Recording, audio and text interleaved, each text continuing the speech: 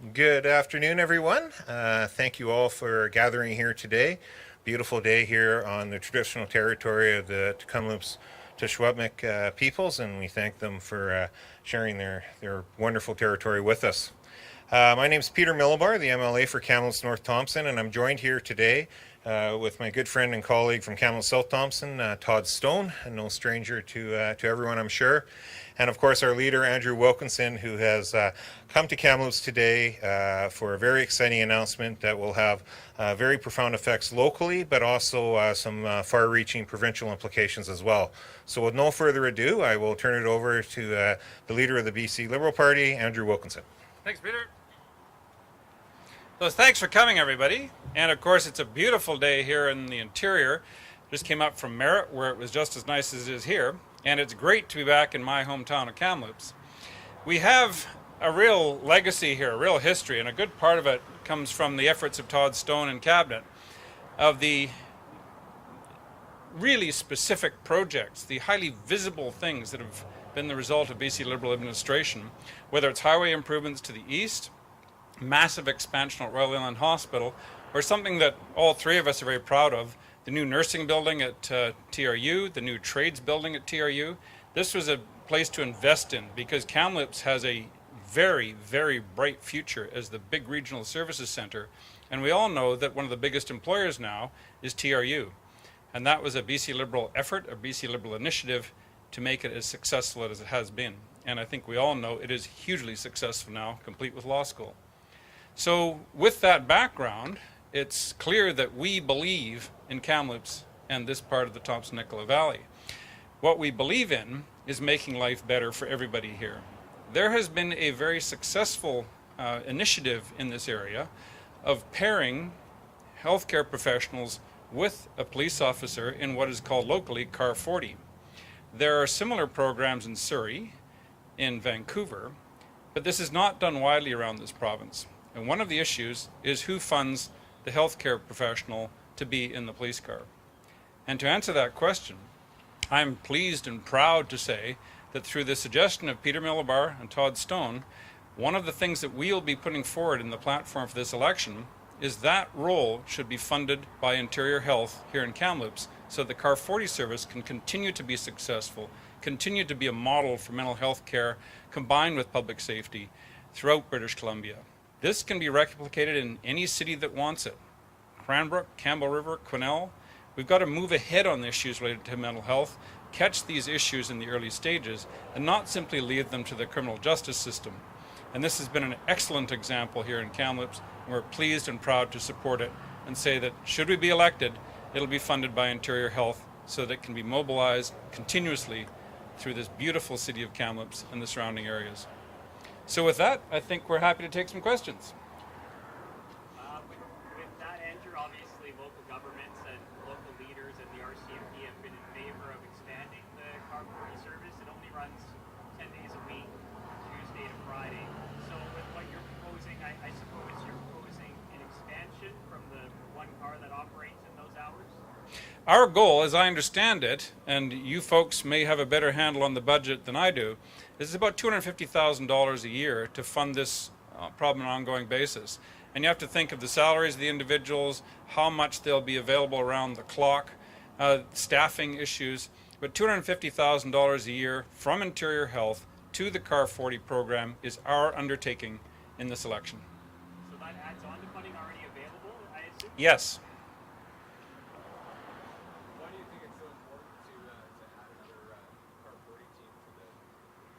I think we all know that these issues related to mental health, mental illness, addictions are no longer confined to quiet, dark quarters of our communities. They're highly visible. And we're also seeing the effects of domestic distress. These things are often related to mental health issues.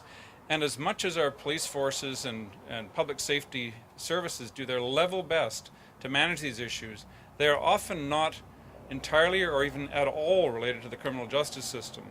And having trained healthcare professionals to assist to defuse these situations, to get them into health and services, to make them a happier ending at the end of the shift, rather than leading to potential incarceration, criminal charges. That's the goal. That's what we're all after. And so if this program can be fully funded and supported, we'll see even fewer issues ending up in the criminal justice system and more ending up in workable healthcare related resolution. The goal initially is to put $250,000 on the budget out of the interior health budget rather than the public safety budget, because there are chronic issues about where's the money coming from and who's accountable and so forth. And these are health issues, folks. Let's be clear. I was a medical doctor in earlier years, and you treat health issues as health issues, and the province is responsible for health care. And that's why we are undertaking to put $250,000 from the interior health budget into the CAR 40 program in Kamloops for better outcomes for everybody. Andrew, with that potential money coming from interior health, obviously budgets get stretched. How do you intend to find that money in their budget to fund this, aside from the Ministry of Health? Well, the Ministry of Health in this province now goes through about $23 billion a year. If you do the arithmetic, that's about $2.5 million an hour. That's about $40,000 a minute. And so out of that budget, we think this is enough of a priority that $250,000 could be found. And if it becomes a crunch and a pressure on budgets, then it needs to be addressed in an increased health budget. And if this ends up being a program that is widespread around British Columbia because of cities requesting it, then that's an appropriate thing to augment the health budget with. Obviously, this is something that involves the RCMP officer, and RCMP are more often in Kamloops, and I'm sure it's the same in a lot of other places, dealing with social issues. We've just seen the bylaw department in Kamloops on the local government level rebranded to try and take pressure off RCMP in this community.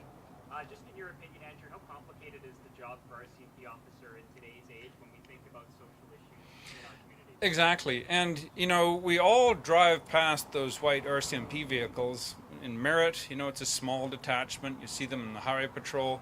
You see them in rural areas. And you think, what an enormous task this is.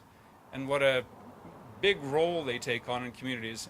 When I was in Dease Lake, basically the 3 RCMP officers in town served as the ambulance service because somebody had to do it, and the nearest services were hundreds of miles away.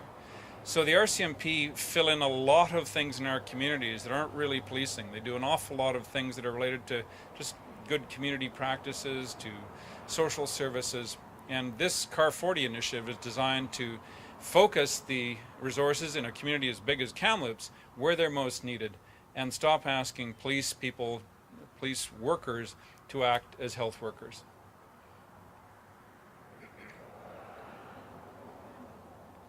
So everybody's enjoying the weather, I hope. I'm trying to figure out where the cold drinks are from here on, but I didn't think on October 2nd I'd be looking for something cold to drink at 4 o'clock in the afternoon. But thank you all very much. Todd, do you want to wrap things up? Thank you, Andrew, and it's a great pleasure to have you here with us during this provincial election campaign. And today's announcement, the commitment that you are making as someone that we're working very hard to help become the next Premier of British Columbia is very, very important in this community. We all know just how impactful, how successful the CAR 40 program has been to date since its inception. I believe back in 2014. It is a program that pairs an RCMP officer with a mental health practitioner to do a mental health type intervention in those types of cases. And it has proven to be very successful. So your commitment today to doubling that program, expanding it so that it is available 24/7 in Kamloops, is something that's going to make a real difference in a lot of people's lives. And so we're very grateful of your commitment today on that front. And sure, I look forward to winning this election and putting this measure in place as one of a series of investments that I think British Columbians will see very soon on the mental health and addiction and recovery front. So thank you very much, Andrew, and thanks everyone for coming out today. Thank you both.